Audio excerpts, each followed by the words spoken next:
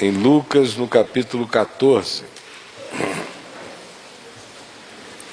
Lucas, capítulo 14.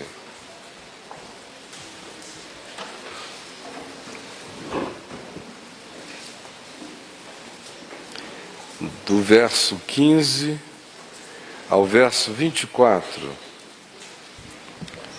Lucas, capítulo 14, do verso 15 ao verso 24.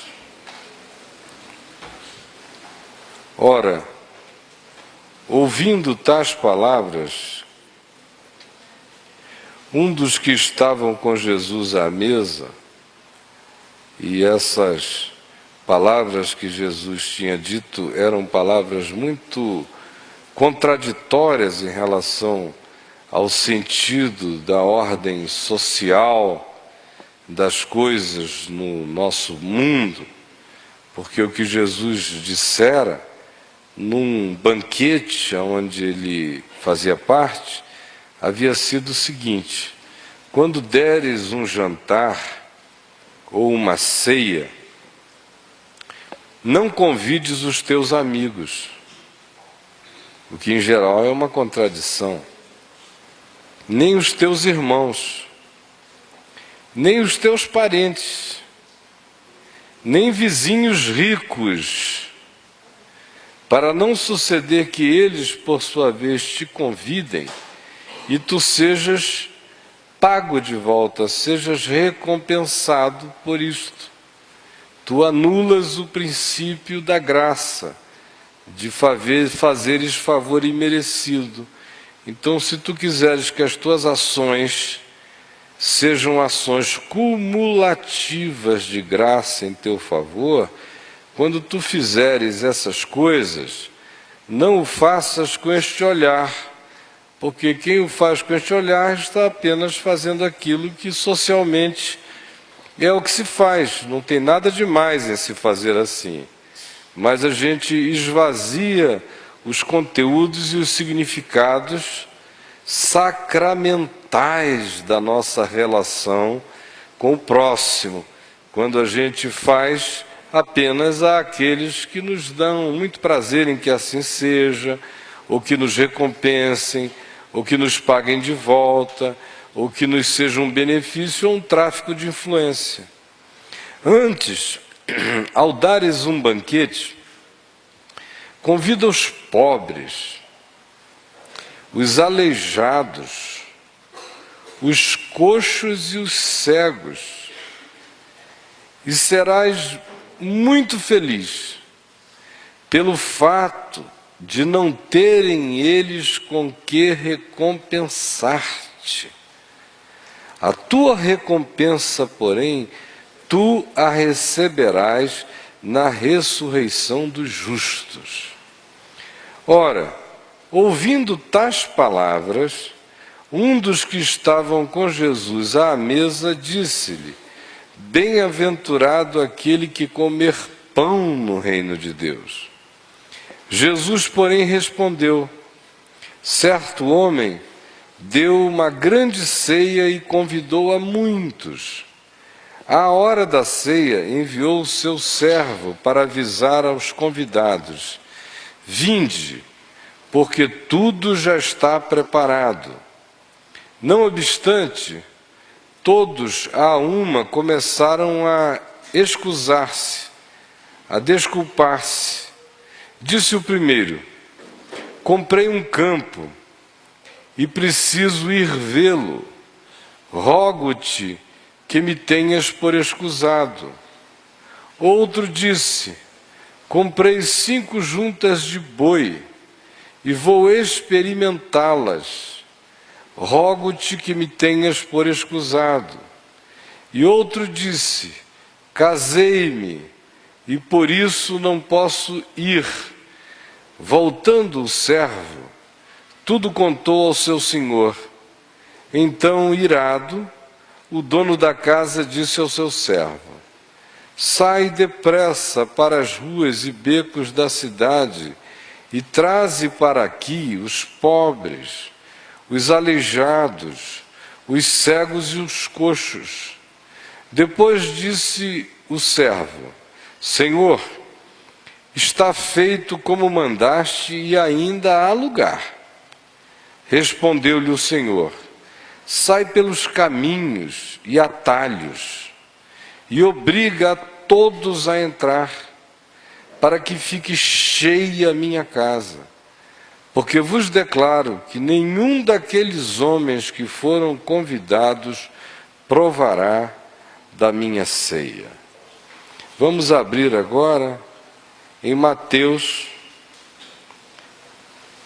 no capítulo 22,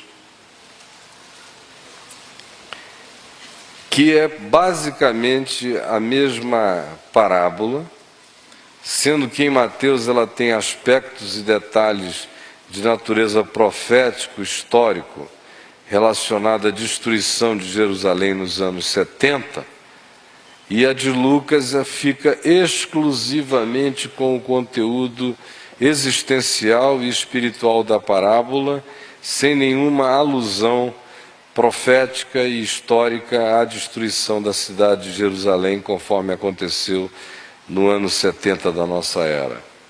E eu quero que a gente leia do verso 11 ao verso 14 de Mateus 22.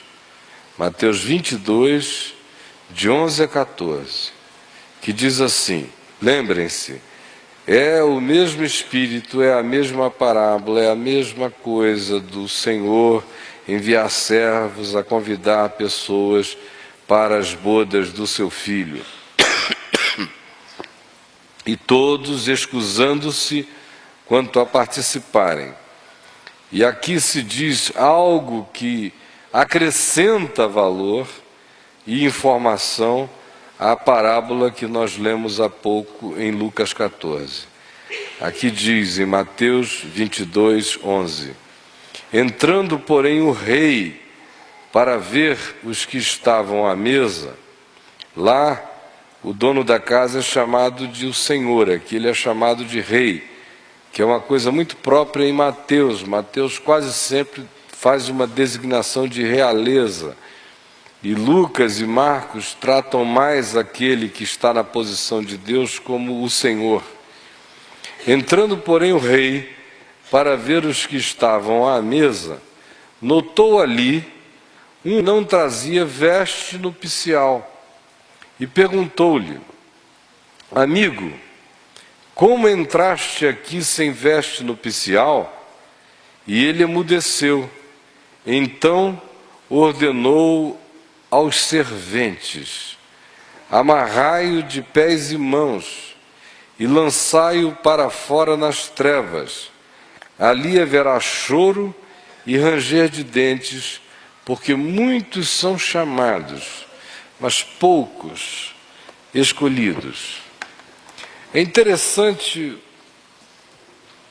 o que se nos apresenta como elemento ambivalente no contexto fundido dessas duas parábolas que são uma só.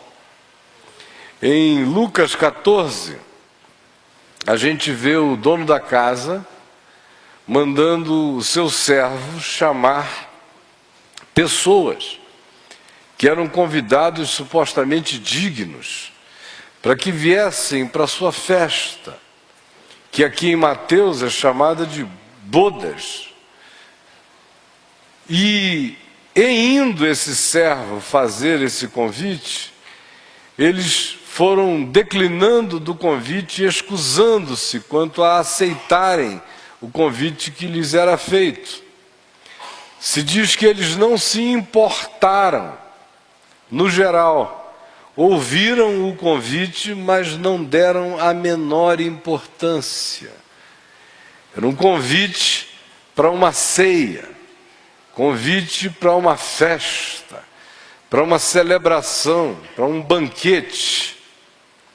Deixando a linguagem da parábola e vindo para o sentido espiritual do que Jesus falava, é o convite do Evangelho, é o convite de Deus a todos os homens, no sentido de que participem da comunhão do seu Filho, da comunhão de Jesus, da comunhão do Evangelho, da comunhão da graça de Deus, da comunhão da reconciliação de Deus com os homens.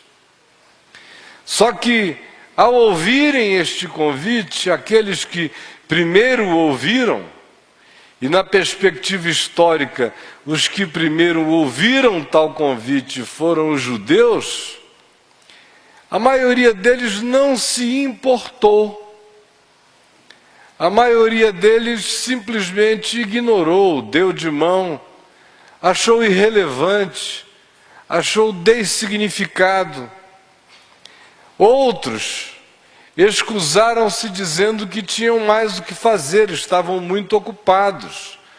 Alguns com seu campo, outros com o seu negócio, com os seus afazeres, com o dia a dia, com o imediato, com as ações que se concentravam na produtividade que enriqueceria eles mesmos, de tal modo que eles estavam sem coração para alegrarem-se com os que se alegram e muito menos para participarem de uma ceia espiritual cujo privilégio era nela ser incluído e não ajuntar qualquer que fosse o benefício sobre a terra.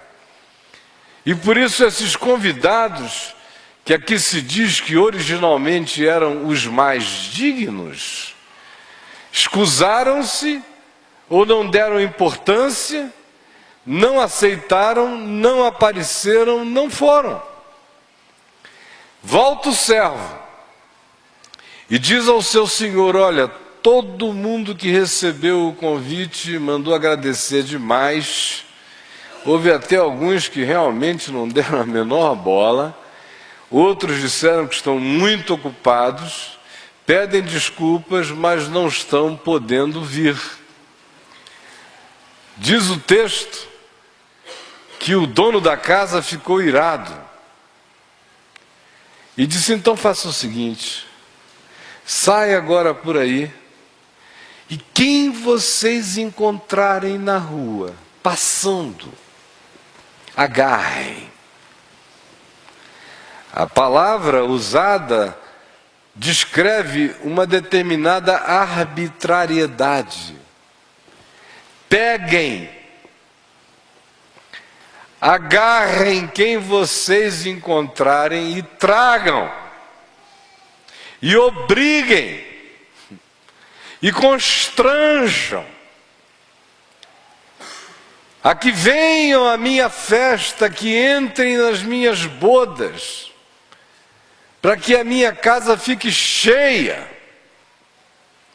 E o servo saiu e fez aquele trabalho de constrangimento, e que se diz também em Mateus, não se importava a qualidade dos convivas, fossem eles maus ou fossem eles bons, mas que todos fossem constrangidos a virem a esta ceia, a esta festa, a este encontro, a essa celebração, a essas bodas, a esse casamento, a essa conjugalidade de Deus com a humanidade.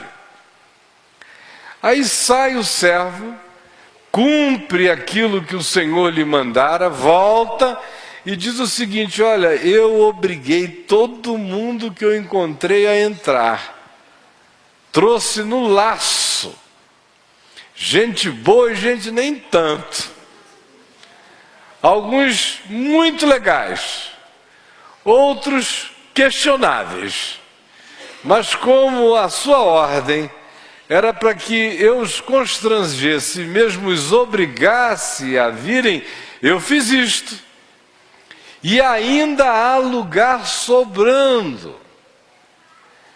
Aí o dono da casa disse o seguinte: sai mais uma vez.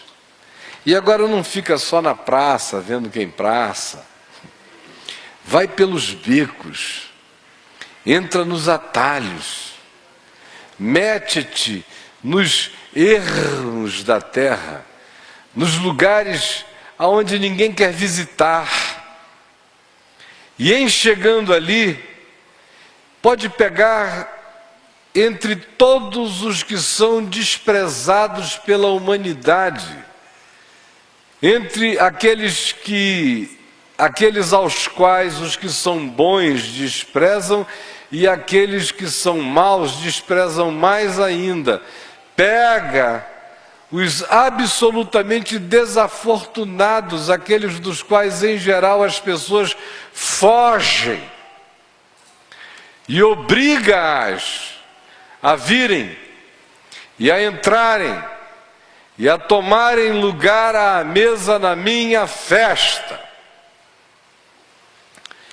E ele foi e encontrou os cegos, os coxos, os paralíticos, aqueles que a sociedade, especialmente no primeiro século, deixava em lugares absolutamente desprivilegiados, e os obrigou, e os carregou, e os botou em macas, e criou uma logística de transporte, mas levou todos eles, levados pelas mãos, tropeçantes ou carregados, de qualquer que fossem os modos e formas, e os introduziu agora ao banquete.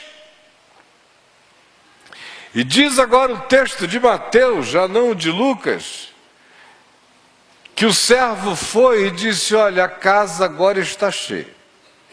Tem gente boa, tem gente nem tão boa assim. Tem gente sadia e tem gente muito doente. Tem gente impensavelmente enferma e doente. Mas a casa está cheia. Aí o rei, ou o dono da casa, resolveu entrar. E quando ele entra, e ele avista o povo, ele viu a pluralidade daquele ajuntamento. Gente bonita, gente feia, gente saudável, sarada e forte, gente coxa, gente manca, gente torta, gente cega, gente remelenta, gente leprosa, pessoas de todos os tipos, caráter bom, perceptível por ações simples e generosas, ou outros com a fisionomia marcada pela malandragem dos anos. E ele olhou e não observou nenhum desses detalhes, nenhum desses aspectos.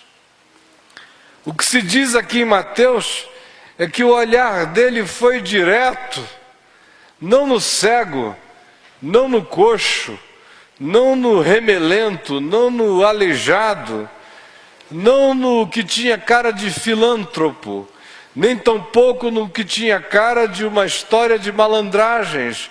Ao contrário, ao olhar, os olhos dele foram diretos numa peculiaridade única. Ele viu ali, no meio de todos, em meio à festa, notou ele um homem que não trazia veste nupcial. Era um banquete de núpcias. E ele, que convidara a todos para virem, não só dava a festa, mas vestia a cada um dos que entravam pela porta com vestes adequadas à celebração que ele mesmo patrocinava, promovia e desenhara. De tal modo que não importasse quem fosse, cego, coxo, paralítico, bom caráter, mau caráter, filântropo ou malandro, se tivesse sido constrangido e aceitado o convite, se tivesse sido convidado e se deixado carregar para lá, todos à porta vestiam-se com roupas idênticas, as vestes nupciais patrocinadas pelo Senhor das bodas do seu filho. E quando ele entra, ele vê que estão todos vestidos a caráter. exceto um, que não se vestira das vestes nupciais. Exceto um. E olhem só o que se diz aqui a esse respeito. É algo forte, porque o que se afirma é que o rei, ou dono da casa, lhe perguntou: amigo, como entraste aqui sem veste nupcial?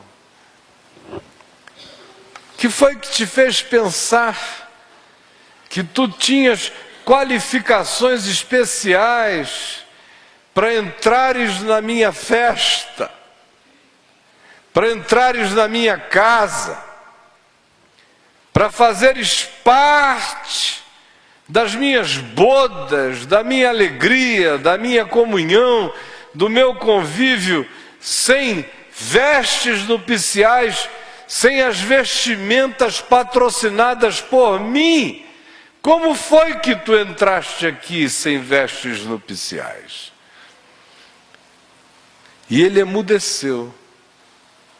E o que se diz na sequência é mais veementemente forte ainda, porque se afirma: então ordenou o rei aos serventes, dizendo: amarrai-o de pés e mãos. Olha a cena, amarraram o cara, pés e mãos, fizeram um feixe do cara.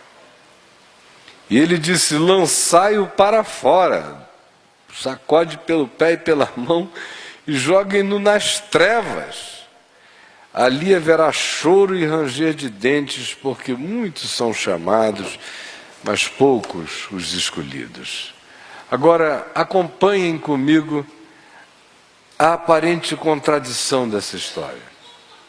Primeiro, são convidados indivíduos considerados dignos do convite e eles rejeitaram. Os que rejeitaram apresentaram as suas razões de indiferença ou de prioridades totalmente superiores na sua perspectiva à aceitação de um convite de amor e de comunhão e de convívio com o Rei dos Reis, com o Senhor dos Senhores, com o Deus dos deuses, na alegria do pertencimento e da imersão da vida no banquete eterno da graça de Deus. Trocaram o eterno pelo temporal, trocaram o sublime pelos interesses imediatos e disseram: não queremos. Volta ao servo e diz: essa foi a troca que eles fizeram, essa foi a resposta que eles deram, e agora?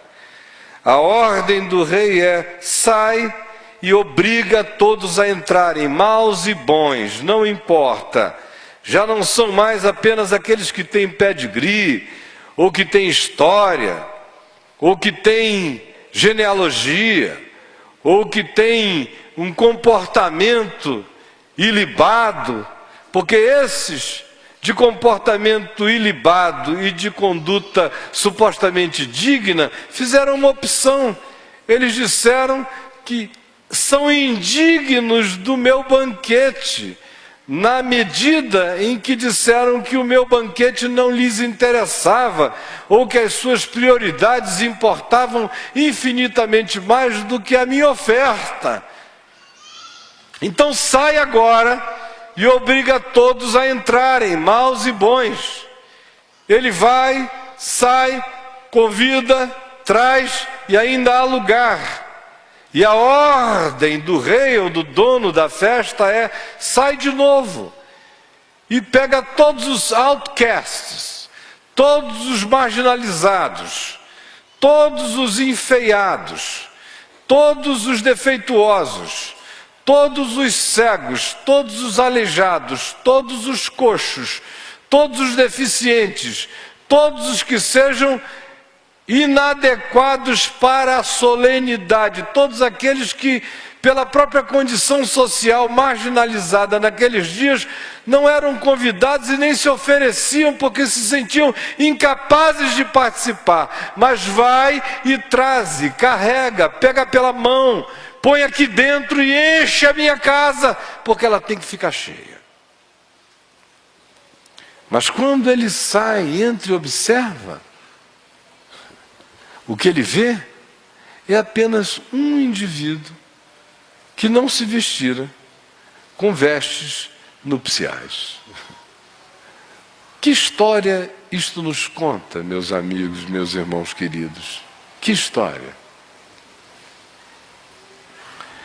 É interessante como nesta vida há aqueles que rejeitam o convite da graça, do Evangelho, das boas novas, porque a eles se lhes afigura desinteressante, eles têm mais o que fazer.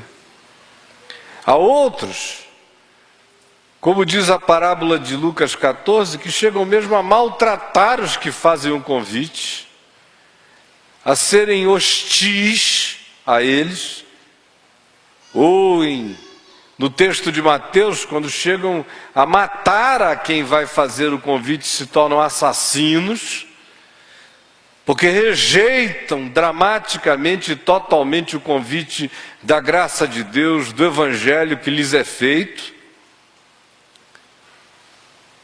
De um outro lado, uma vez que isso aconteça, parece que surge um surto no coração divino, que foi o surto que acometeu o coração de Deus nessa virada extraordinária entre aquilo que a gente chama de Velho Testamento e Novo Testamento. Parece que no Velho Testamento o que você vê é a insistência de Deus mandando os profetas para a descendência de Abraão, convidando aquele povo que um dia, diante do Monte Sinai, dissera a Deus: nós viveremos segundo a tua lei, e o que tu disseres, isto faremos. Mas durante todo o curso da sua história, viveram apenas para rejeitar, para renegar, para repudiar e para não obedecer o compromisso que tinham feito. E se tornaram indignos. Palavra após palavra revelada, eles rejeitaram, até que chega a hora em que eles foram se tornando homicidas de tudo quanto fosse palavra e revelação divina, porque aqueles que carregavam esse convite eram maltratados ou assassinados, e chega ao ponto em que a indignação do coração eterno de Deus se manifesta na história como uma postura diametralmente oposta. Já que os que eram dignos não quiseram vir, já que os que diziam, pela tua palavra viveremos, não quiseram aceitar, e trocaram o sublime pelo terreno, e trocaram a glória pelas conquistas comezinhas, agora eu digo aos meus servos: vão por todo o mundo e preguem o Evangelho a toda criatura, maus e bons. Não importam quais sejam nem quem sejam tais pessoas. E chega uma hora em que a ele é dito: ainda há lugar na casa. E ele diz: então saiam, entrem pelos becos, introduzam-se nos bordéis, penetrem nos lugares mais estranhos e não visitáveis do planeta, façam imersão no underground da vida, e peguem a todos os que vocês encontrarem indiscriminadamente, os mais marginalizados entre os marginais, conforme a percepção humana e social, e os tragam, ainda que vocês os carreguem, mas encham a minha casa, porque a minha casa vai ficar cheia.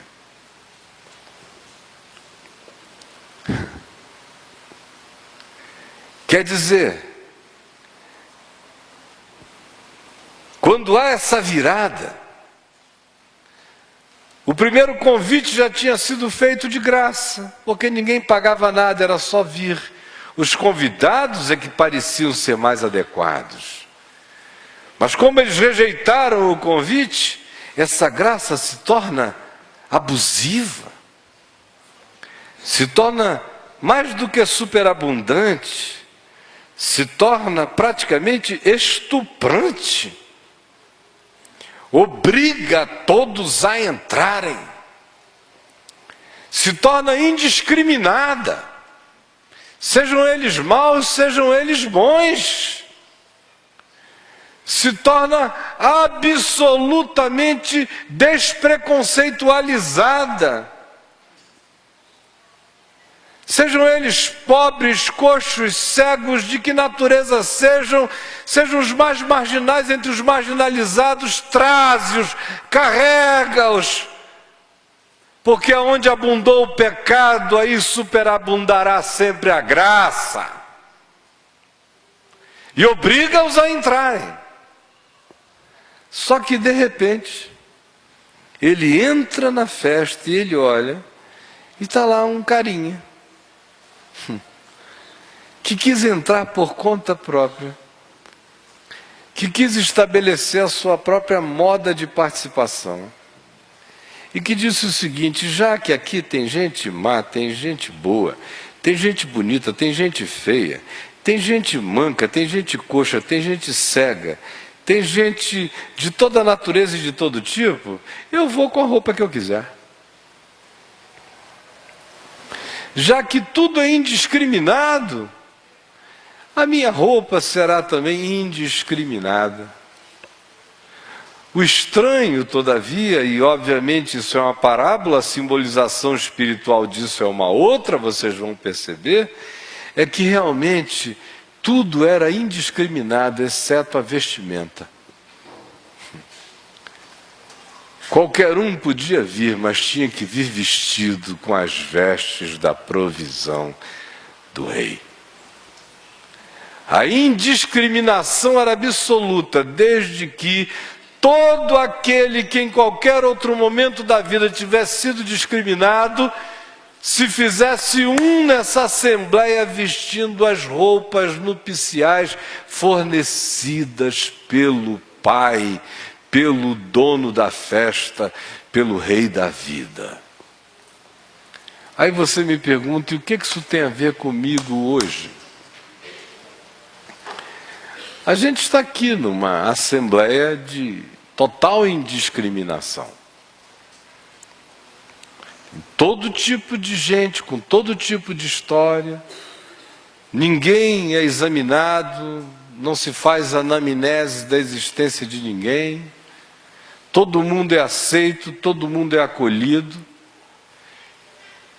A ordem do Evangelho é que aonde quer que o ajuntamento da graça de Deus aconteça, onde quer que as bodas da celebração da salvação e da bondade de Deus estejam acontecendo, aí não haja nenhum tipo de discriminação.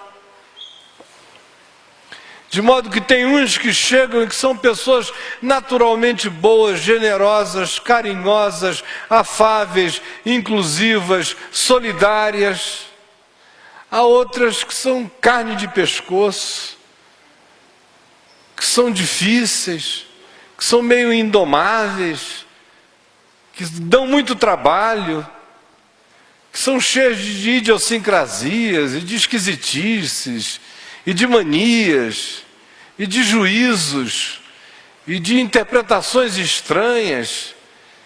Alguns carregam antigas malandragens, alguns vêm viciados, com espertezas torpes, mas ninguém está sob escrutínio nenhum, todos estão sendo convidados.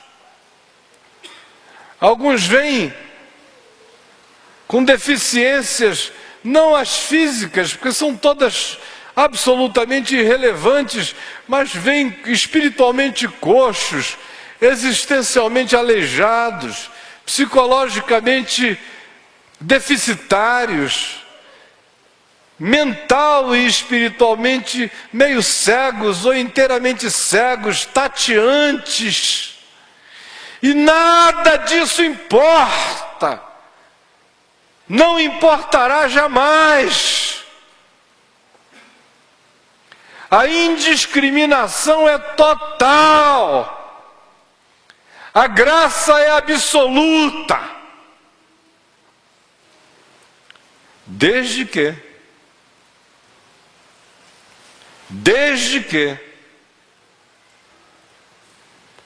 ninguém queira ser engraçadinho,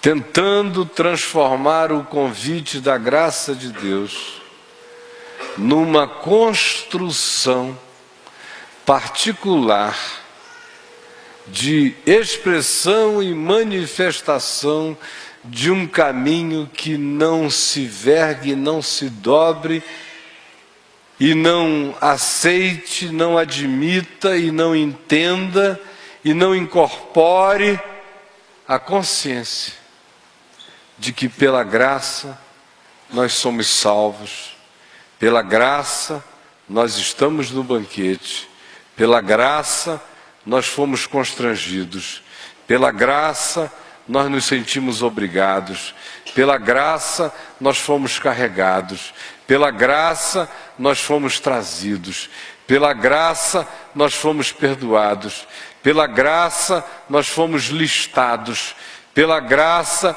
as portas se abriram, pela graça nossa maldade foi cancelada, pela graça nossa bondade não se transformou em maldade de arrogância, pela graça nossa feiura se aformoseou na imputação da bondade de Deus sobre as nossas vidas, pela graça todas as coisas que nos eram deficitárias foram completadas, pela graça a minha inadequação foi vestida, pela graça a minha impossibilidade se tornou possível em Deus, pela graça a minha falta de pedigree ganhou a legitimação de um herdeiro de Deus e co-herdeiro de Cristo Jesus.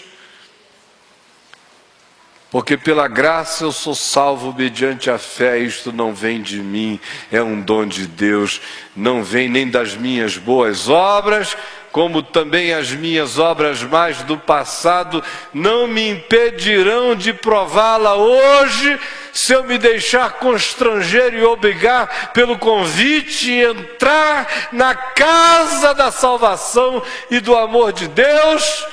Pela graça eu sou salvo mediante a fé. Isto não vem de mim, é dom de Deus. E não vem das minhas boas obras para que ninguém se glorie. Mas sempre tem um engraçadinho que quer se gloriar. Eu entrei aqui, não vesti nada. Eu entrei aqui porque eu já tinha roupas muito bonitas. Eu faço o meu próprio fashion. Eu sou o meu designer de mim mesmo. É aquele cara que não aceita ser justificado pela graça de Jesus e de Jesus somente. Seja porque ele acha que as condições da humanidade dele são muito belas e sedutoras até para Deus, seja porque ele acha que a moralidade dele é tão perfeita e impoluta que ele se veste e não admite trocar suas vestimentas pessoais por nenhuma vestimenta que Deus diga, essa é a que vestirá a sua nudez aos meus olhos. Ou seja, por causa de apego caprichoso à sua própria maldade, e que diga, já que ele me convidou, ele que me banque até o fim, eu não vou me vestir com essas vestes, ele disse que eu estava convidado, mal ou bom, então eu ficarei malzinho até ao fim na festa dele. Ou seja, aquele que diz, Ele sabia que eu era torto, ele sabia que eu era troncho, ele sabia que eu era cego, me chamou, mandou me carregar, me botar lá. Então eu, além de cego, troncho e torto, vou ficar vestido com as minhas roupas de mendigo e não aceito nenhuma vestimenta que me vista aos olhos dele. Aliás, eu nem sei quem ele é que me chamou, eu sou cego, ele quis que eu fique aqui, ele que me aceite desse jeito, eu vou me vestir como eu desejo. Não há nenhuma indiscriminação, todos são convidados.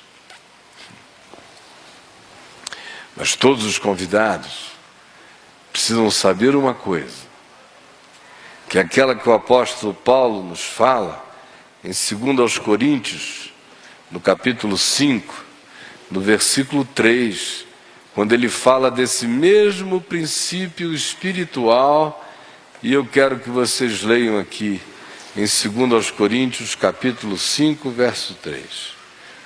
Quando ele fala do dia em que a gente vai entrar definitivamente nessa festa eterna, quando a gente vai ser revestido da nossa habitação celestial, mas cuja realidade ganhará consumação final ainda, mas já está instalada em nós agora, de tal modo que Paulo diz que isso acontecerá conosco, que nós seremos revestidos da nossa habitação celestial, se todavia formos encontrados vestidos e não nus. Se formos encontrados vestidos e não nus.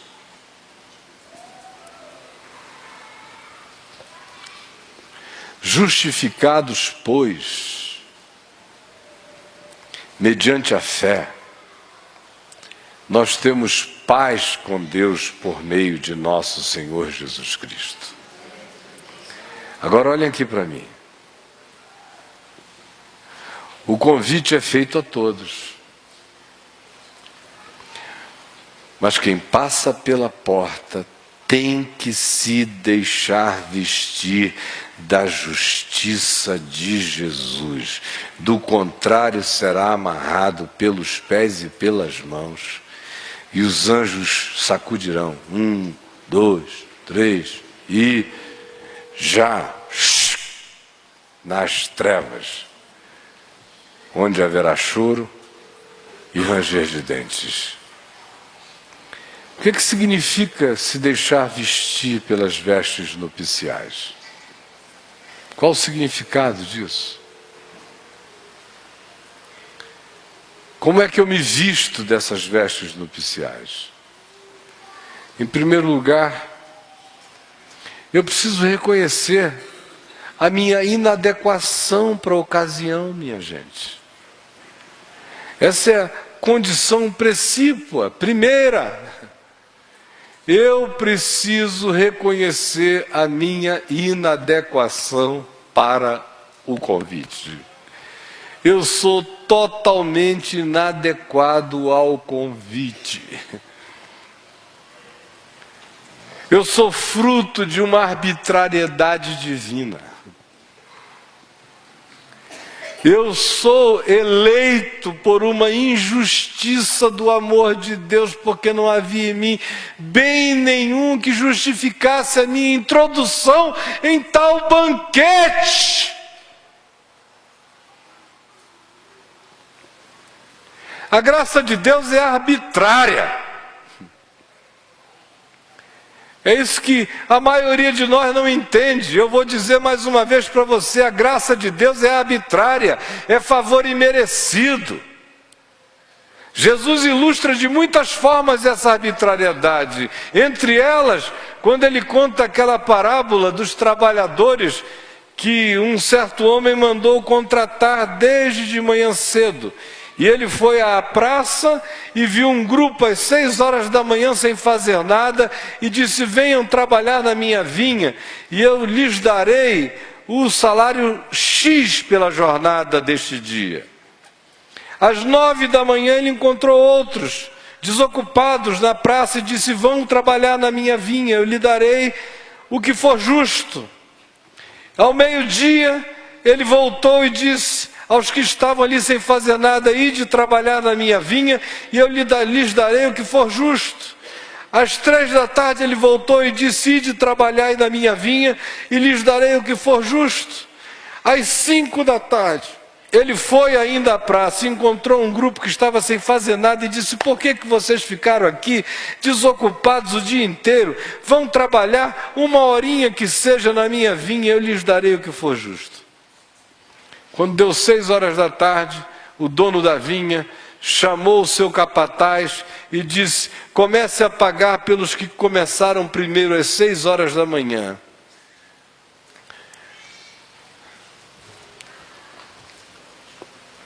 Aliás, é o inverso.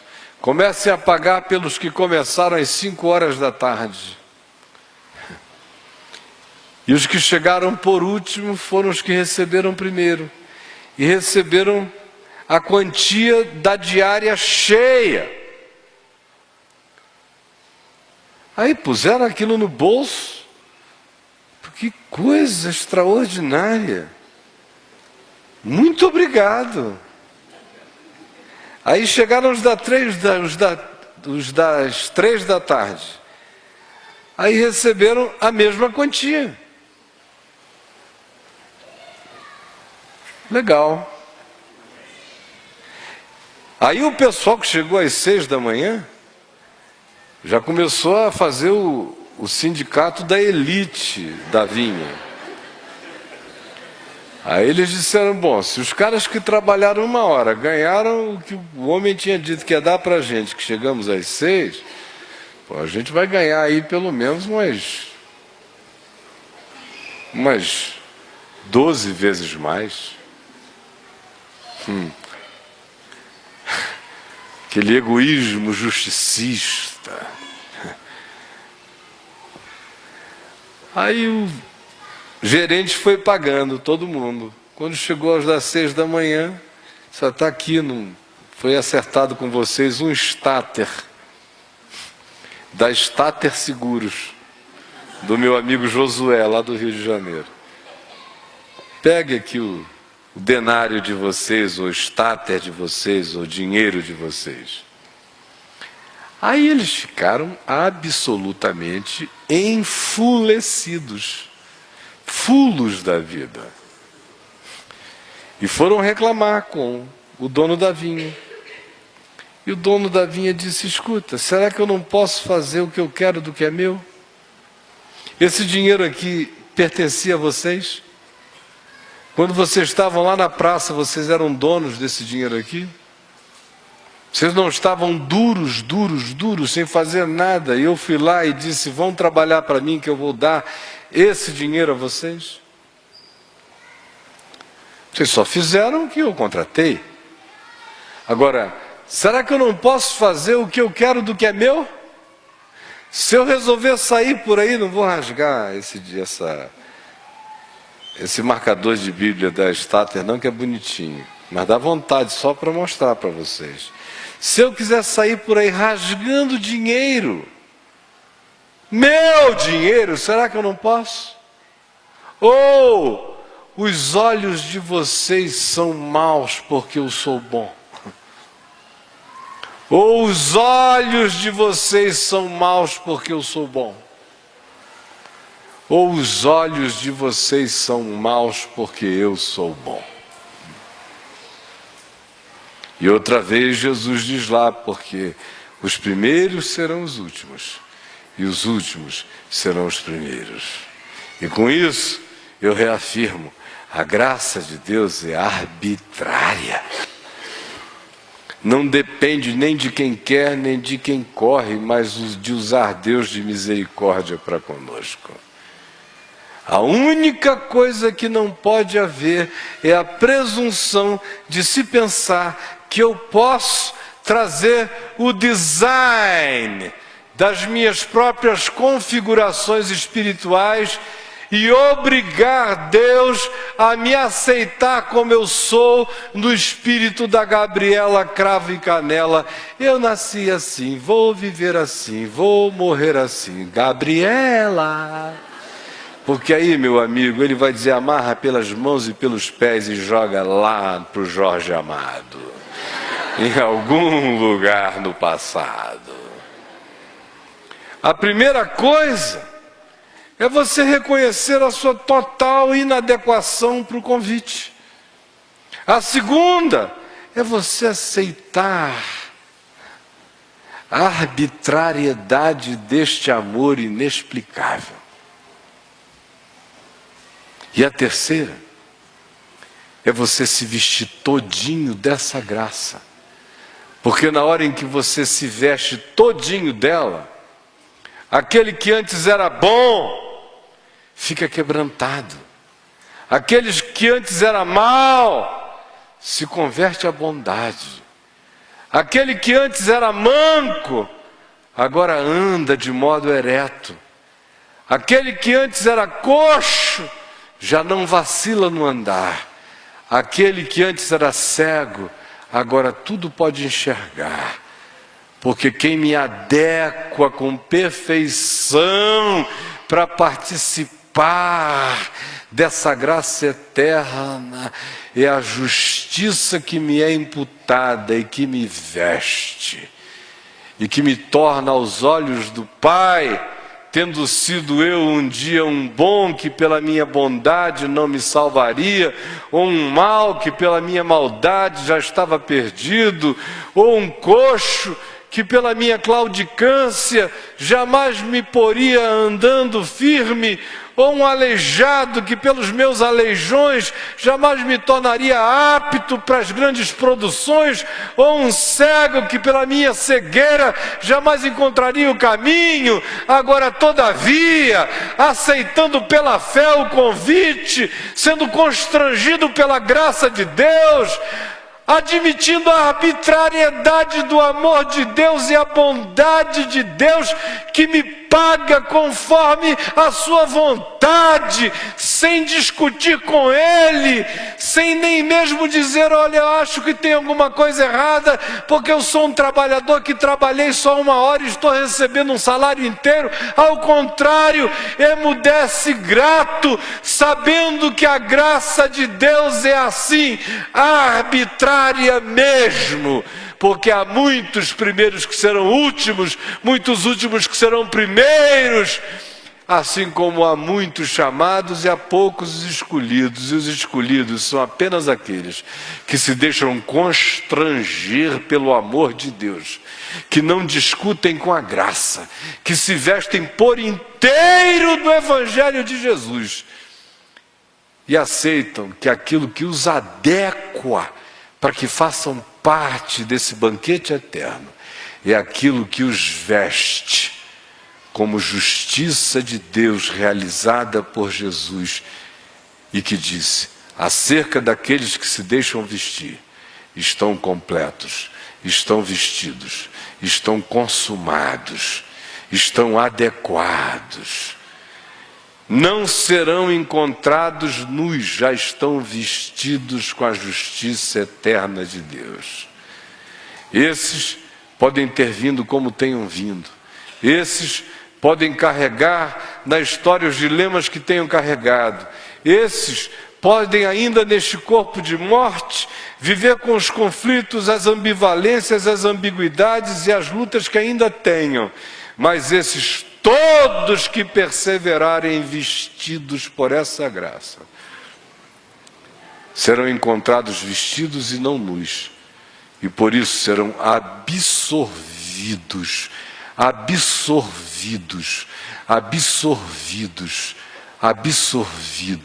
pela plenitude do que é celestial e que já está designado para cada um deles em nome de Jesus.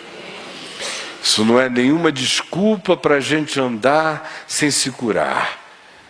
É apenas a certeza de que aquele que aceitou o convite, ao vestir a roupa, já começou a ser absorvido pela vestimenta eterna. Existem peculiaridades neste vestir que vão transferindo para nós as saúdes da graça para o nosso caráter, para o nosso ser, para o nosso entender para o nosso olhar, o mero vestirmos-nos da justiça de Jesus pela fé, começa a nos sanear, começa a nos salvar, começa a nos plenificar, começa a nos adequar.